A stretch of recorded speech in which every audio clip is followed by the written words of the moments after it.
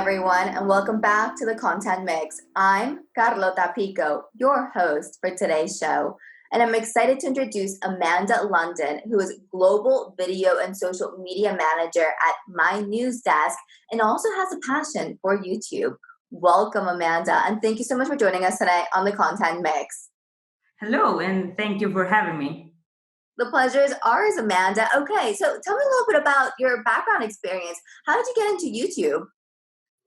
Well, I started video school 7 years ago, and then I started that for a year. Thought it was super fun, but it was very old school fashion film. This is how you film a film.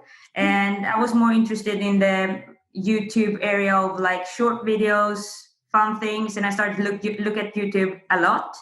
And I would say that I learned a lot from looking at YouTube, spending time there, and just searching around the areas for video creation, film creation, and how you edit, how you make custom thumbnails and everything. So that's super cool. That actually the platform I like the most is the platform that also teach me the most things. Okay, very interesting. Well, we will be diving further into your experience using YouTube and your tips and tricks, stuff like that for our audience. But before we get to that, could you walk me through some of your proudest marketing moments to date? So, for example, a campaign or a project that just really stood out. Yeah, I would love to. No, but I was thinking because this question is super interesting. It's hard to praise yourself, but once I started, I'm still pretty junior, but I would say I was even more junior back then. And we had this thing. It was in the start of the launch of GDPR, and we had the expert here called Daniel. His name is still Daniel. And instead of we had a guide, we had blog posts, we had everything covered around that topic, but we tried to make a video like a GDP for dummies, or how do you say, a GDPR video explained in 2 minutes. And so he took his time, talked for 2 minutes, explained what GDPR was or is. And I think that video got 800,000 views. Wow. And I think that's a fantastic example on how you can make a video or something the video itself isn't that great. It's just him talking, but I think it was personal and it was relevant at that time. It was a topic that everyone spoke about, and yeah, very cool campaign. And this was a project from Mynewsdesk? Of course, yeah, because we wanted to show how we were GDPR compliant and what we worked and how we worked with that.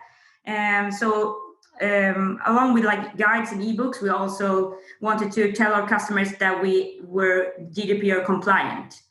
So yeah. Okay, very interesting. And so what is Mynewsdesk in a 30-second elevator pitch? Well, Mynewsdesk was founded in 2003 as it's a matchmaking platform between journalists and communicators.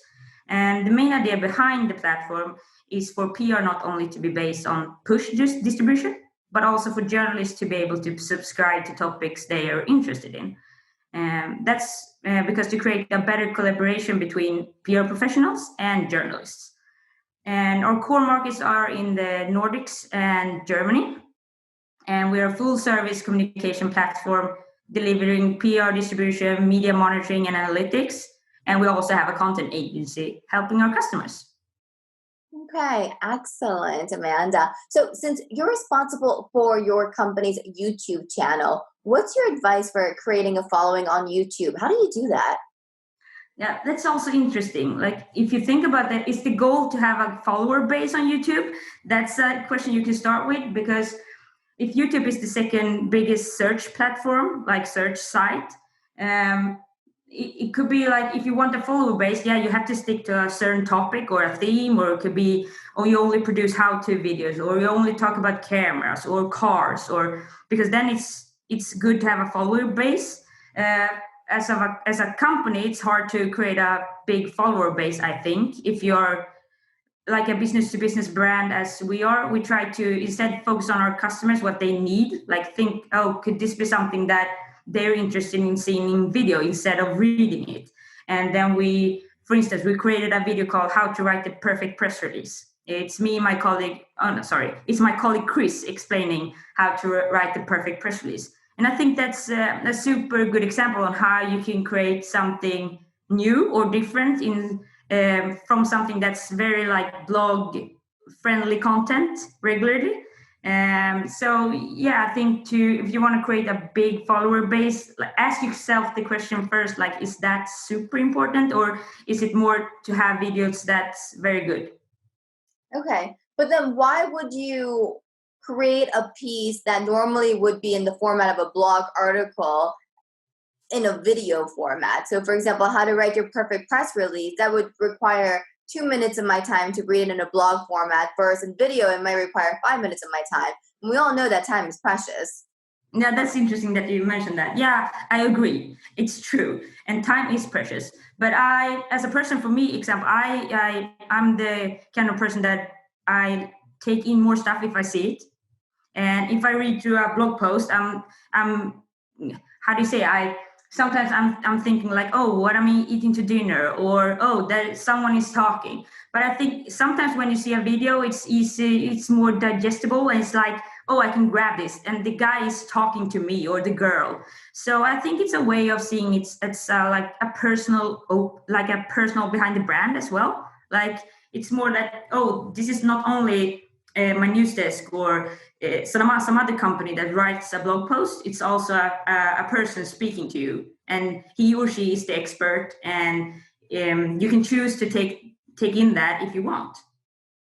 Okay, very interesting. Do you have any pro tips to maximize viewership?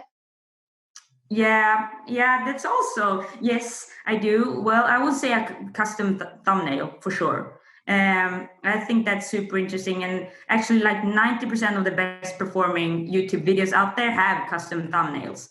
And I think that's something to have in mind, that once you tweak the image, because that's the first thing you see, and you can, if you customize your thumbnail, I think you come a long way to, like, yeah, you give that extra love to your video, that you show that you add some text to it, or you add, it's not to be like clickbait, but it could be a more fun way of showing your video, also to make the headline be relevant. I think that's super important, to have a headline, like a title video headline, that it matches with the video itself, so you don't have to I don't know, see a video and after 1 minute you notice that it's not what the video says it's gonna be. So yeah.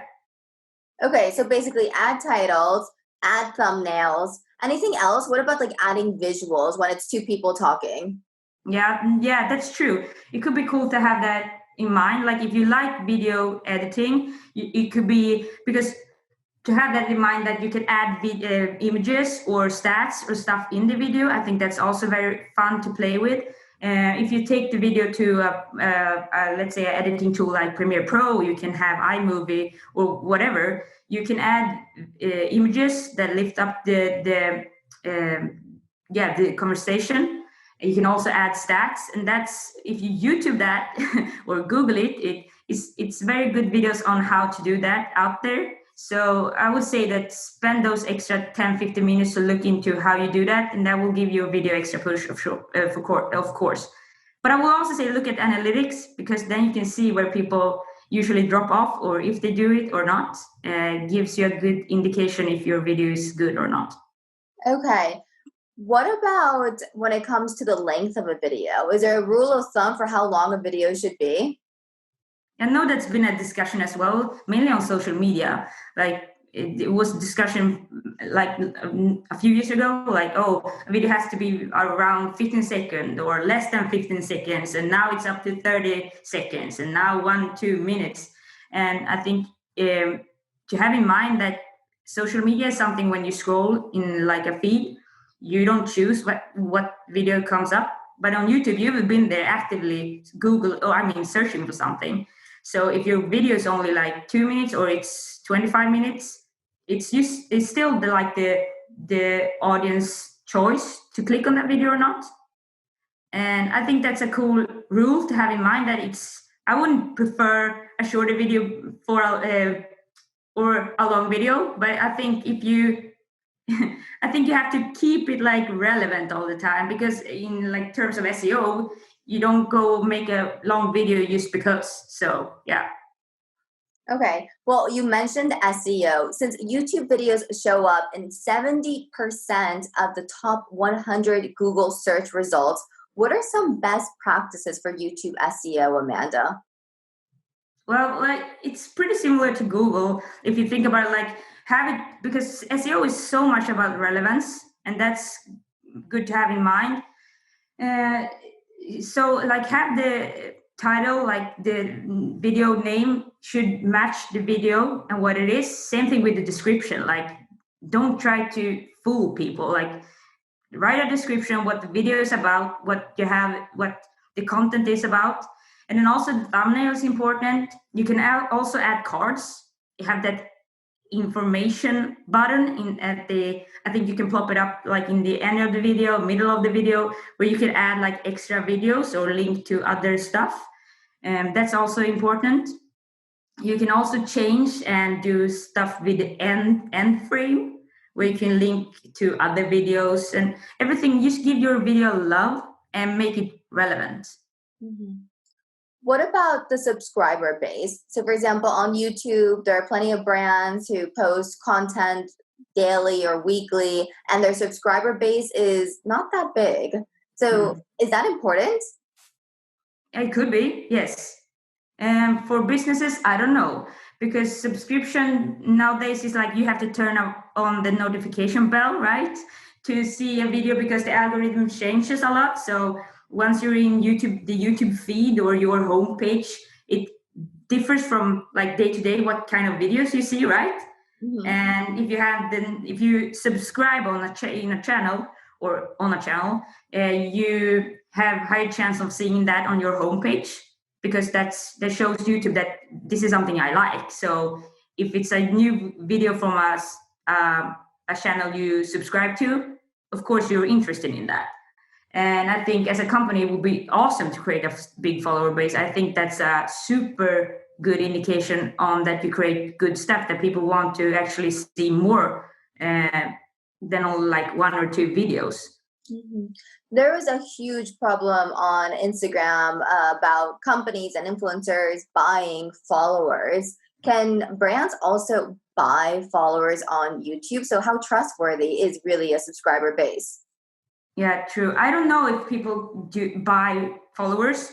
I wouldn't dare to answer that actually. But if let's say that people do or brands do, then no, maybe not, because in the end it's all about the video that people look at or like view. So maybe you're right. No, it's my personal opinion is that I wouldn't say that it's the biggest like hiccup I would focus on. No. Okay. Amanda, what about commenting? So commenting, for example, is huge on Facebook, Instagram, etc. If a friend of mine comments on a friend's video, on a friend's post, I see it on my news feed. How does that work on YouTube?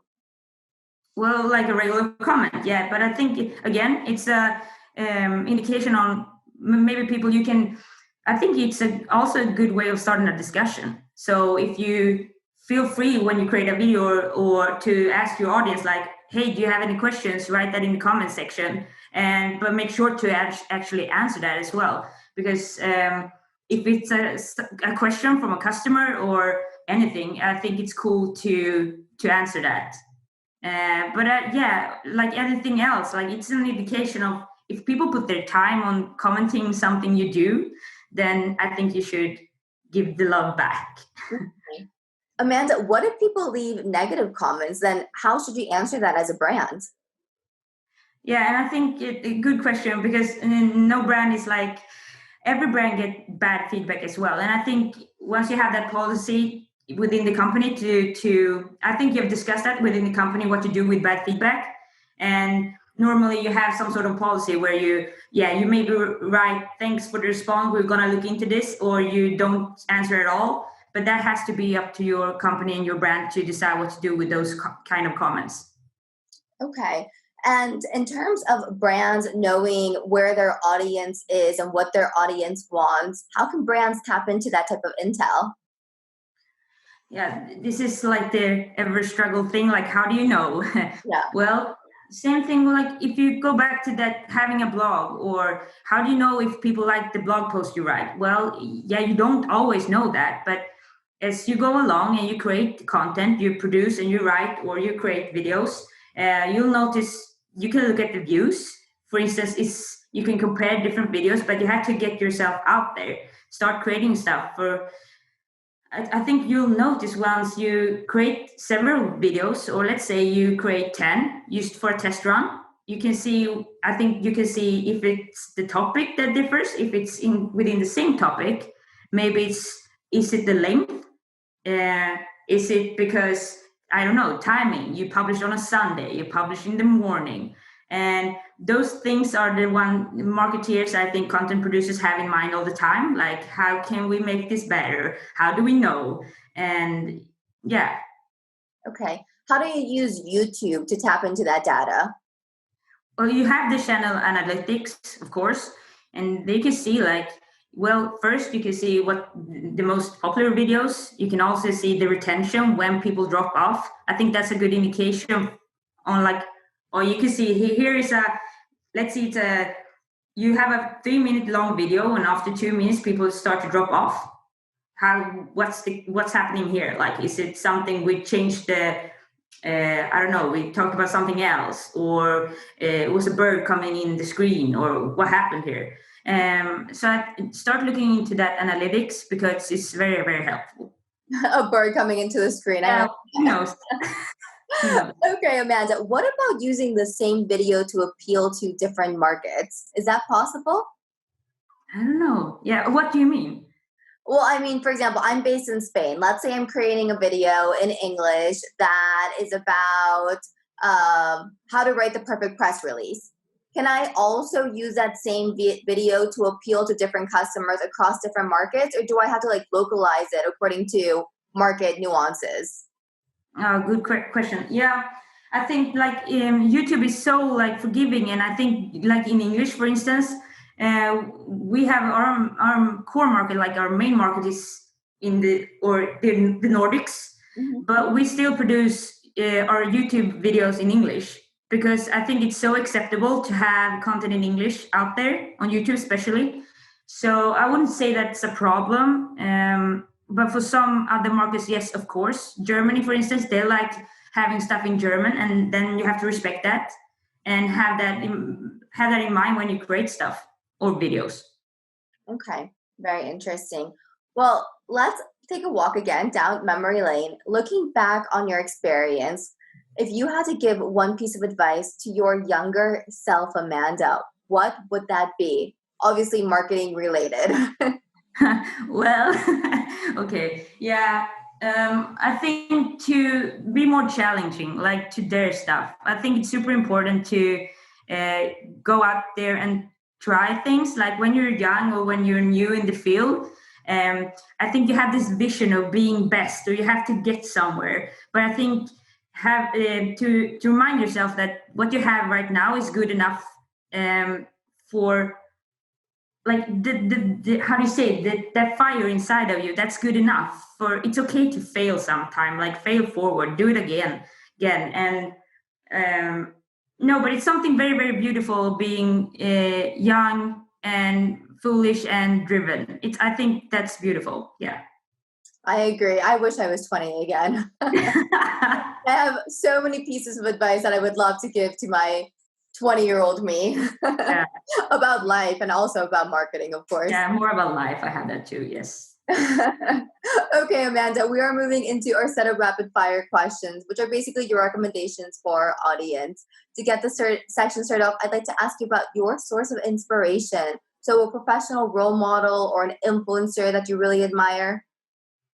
Yeah, well, I like Gary Vee like everyone else, but I think he once said in a video like give value, give value, give value, and then ask for business.